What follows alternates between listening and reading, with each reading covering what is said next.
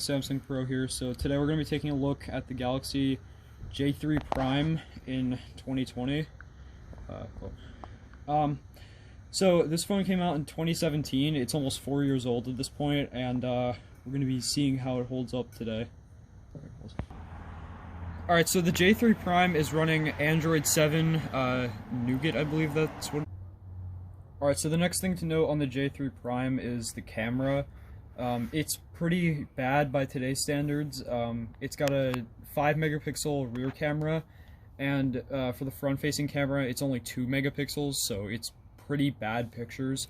And for video, it can only go up to 1080p 30 on the rear camera and 720p 30 on the front-facing. Alright, so next thing we're going to be talking about is the design of the J3 Prime. For a budget phone, it actually feels kind of nice in the hands. It's matte finish on the back, it's plastic, and it's also removable. And under that, you'll have a 2600 mAh battery with a SIM and SD card reader at the top there.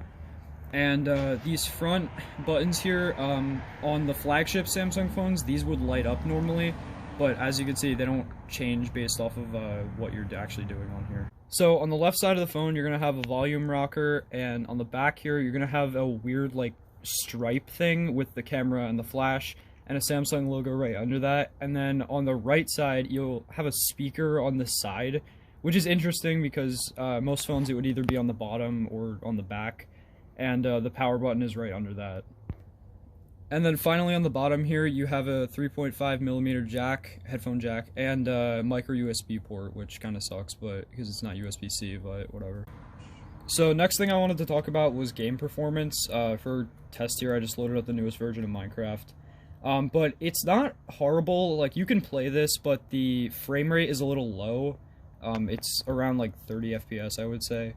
So it's not the best way to play it, but it's completely playable. I would imagine that if you got into a more demanding area in the game, like maybe the Nether or something, it would be slowing down a little bit, but yeah, it seems to be pretty decent for just casual games.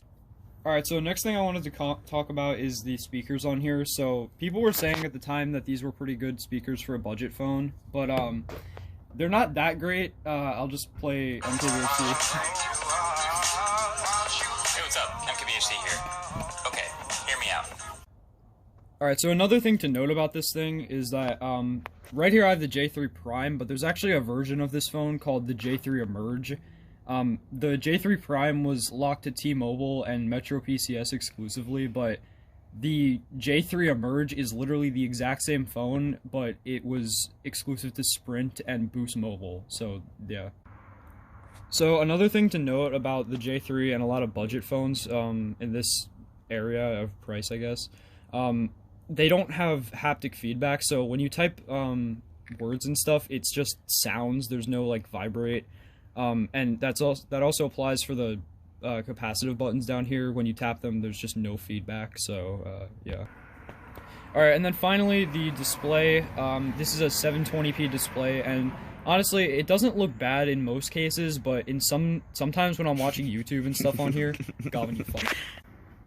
Alright, so the last thing to note is the display. It's a 720p display, which in most cases it doesn't look horrible, and you know, you won't really notice a difference between a regular 1080p display. But sometimes on YouTube, videos can look really bad. I don't know if that's because of the new updates or like something about video processing, but it just looks weird with sometimes, but yeah. Alright, so that's basically it for the J3 Prime review in 2020. Overall, I mean, it's not a horrible experience, but, you know, it's cheap if you really want a cheap phone. But there's probably better options at this point, so don't buy this in 2020, but, you know, yeah, that's about it.